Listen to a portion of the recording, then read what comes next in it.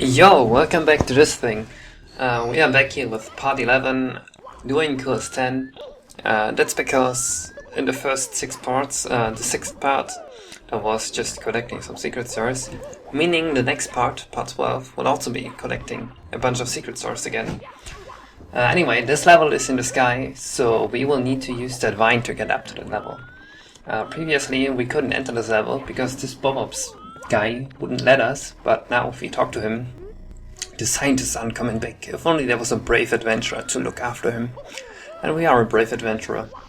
The story before was there were some scientists that wanted to investigate the island that was in the sky, because there had been reported sightings of a secret pipe that they wanted to find, and now we have to look after it.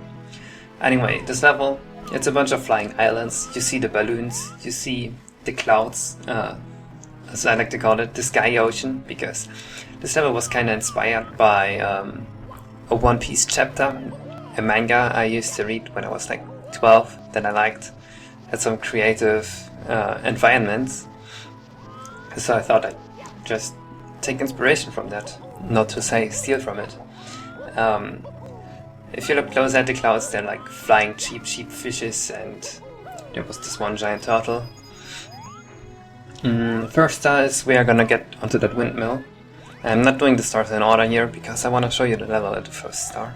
And if I do them in order, I wouldn't show you the level during the first 2 stars.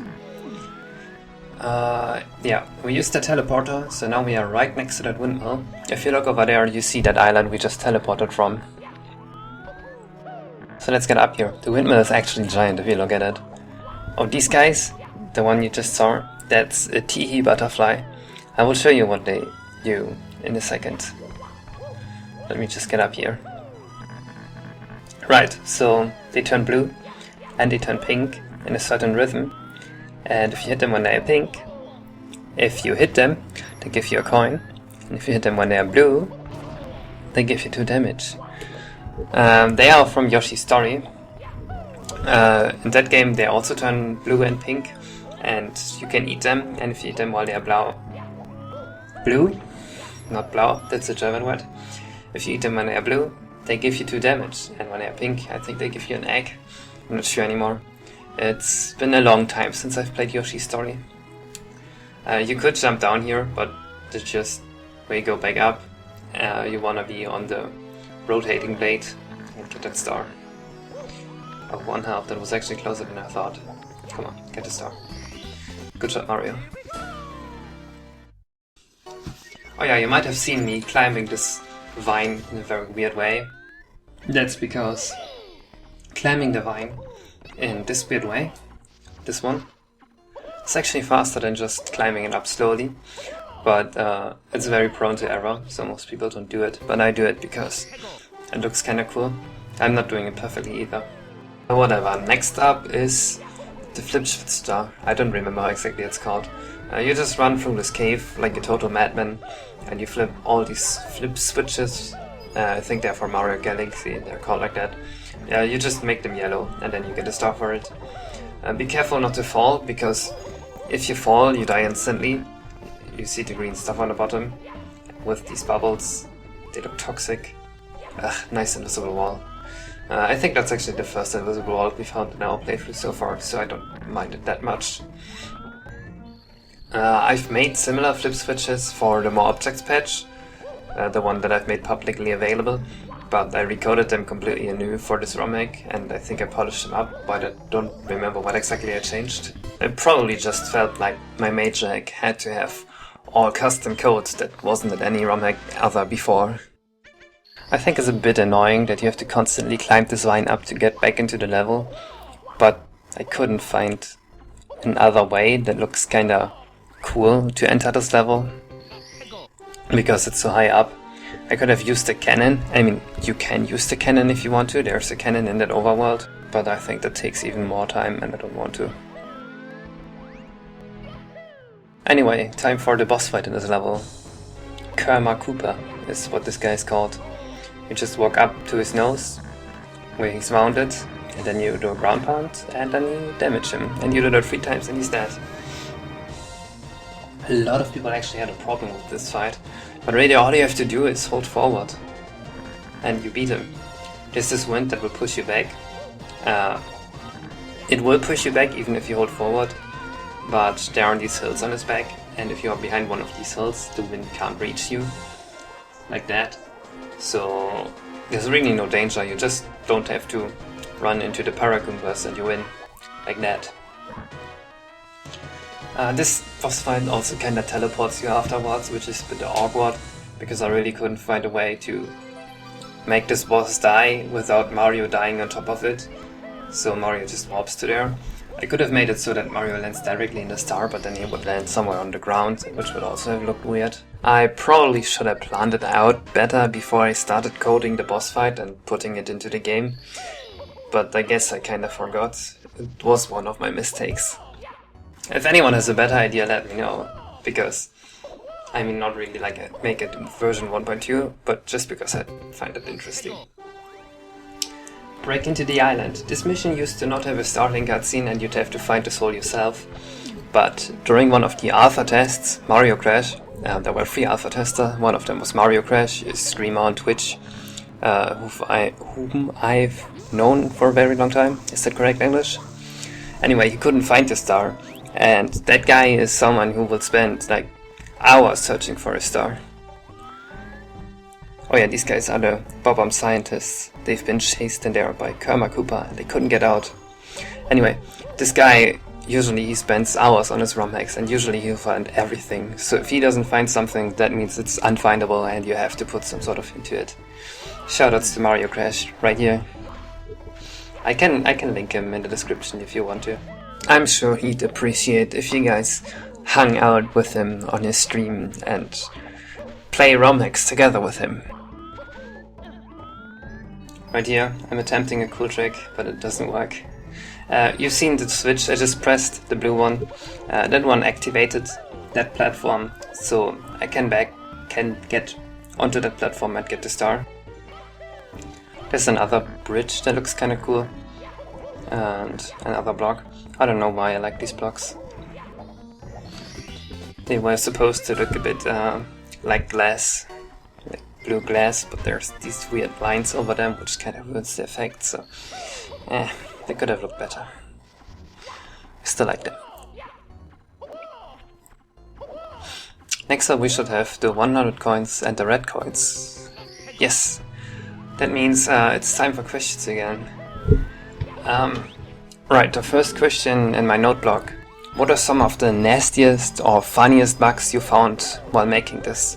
The nastiest? Oh, I've had a bug that would only crash on one certain emulator that didn't have a debug function. So I had to like randomly delete every function that was running while the game was on and then try again and again until I found the one that was crashing it. The exact bug was if I jump into water, the game crashes. It was as brutal as that. So on that emulator, Moopin, you couldn't play the game at all because you couldn't touch water. Oh, these guys, lotus flowers from Super Mario World. They are kind of remade in 3D. I haven't seen them in 3D before. If they were in any game, then I'm sorry for probably making them wrong, because they haven't been like that in that other game, and okay, well, that really didn't play out as I had it in mind.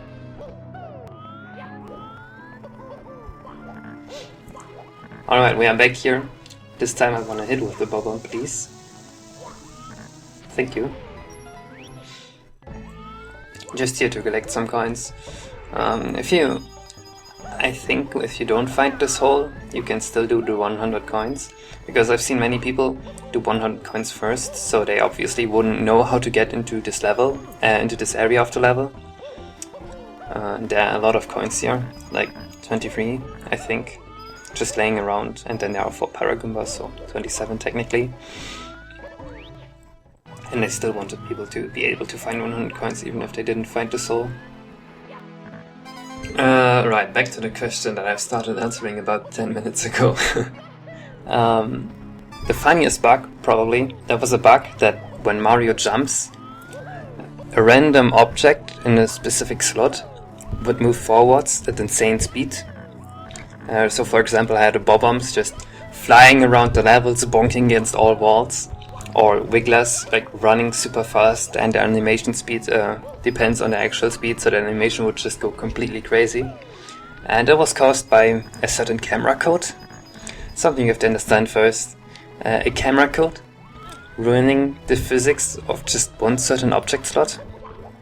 It's the beauty of ASM. If you make a mistake, ASM code isn't gonna tell you, yo, this isn't done properly. It's just gonna screw everything up, and then you have to logically backtrack what's causing that. So it becomes a search for a logical error rather than a search for a grammatical error like in high-level languages. The real reason it was gone wrong was because a certain jump in the code didn't work, and then an address was wrong, and only if Mario... It's too technically to explain. Why am I trying? Alright, we have to do another Rainbow Coin challenge right after we press the switch. We need to do these because if we do them, we unlock a minigame in the minigame house and they give us a star. And this is a 100% playthrough after all. So yeah, let's just do that. While I answer the next questions on my list. Which power-ups did I originally intend, and why are some power-ups only in one level? Many power-ups are only in one level because I thought that the amount of missions I could create with that one power-up that would feel unique were rather limited. So, because I want every mission to have something unique to it, I didn't use them more often than that. And also, when you take a power-up into a level, you have to use specific object banks and load them into RAM, and RAM on the N64 or also on the N64 emulator is very limited. So I couldn't just have every power-up in every level, and also having two power-ups in the same level would destroy each other oftentimes with the way I coded them. And the ones I initially intended, I actually never thought about which ones I wanted at the start of the game. I only knew I wanted Yoshi. I never really worried about it because I knew I could just code whatever I want. Like, when I see, oh, that power would fit into that level, I could just put it in if I felt like it. Let's quickly jump over here, because that's where the rest of the red coins are, and then we should have all the 100 coins and the red coins, and then we should be done with this mission. Alright, I still have a little time for another small question. Let's see... Are there other non-Nintendo games that I've played? Yes. That was some great insight. Good job, Kaze. Alright, sorry for the cut, but I embarrassingly ran around in a circle for a minute, not finding the red coin that was hiding in plain sight in my own game. So I felt like I wanted to spare you guys from that silliness and just go collect the coin. Next up we have Mission 6. I'm not really a fan of Mission 6. It feels a bit stupid, and I was actually kind of forced to put it there because I didn't know what else to put, because I ran out of space and ideas for this level. I probably should have thought of 6 stars before I decided, hey, I want this theme. But I already had this huge vine in the overworld and so I kinda couldn't just put 5 stars here. Basically what you have to do is you have to enter the name of the holy ruler of these islands with these letters right over there. Not down there, up on that island. Alright, this time we've gotten that. I think most of my deaths will be caused by just me trying to go fast and then making a silly mistake like that. K-U-R-M-A for Korma. The name of that flying turtle that we've beaten before. That is terrorizing our Bob-omb scientists and being the ruler of the holy island thing. Anyway, that's all the stars for this part. I'll see you guys next time. Until then.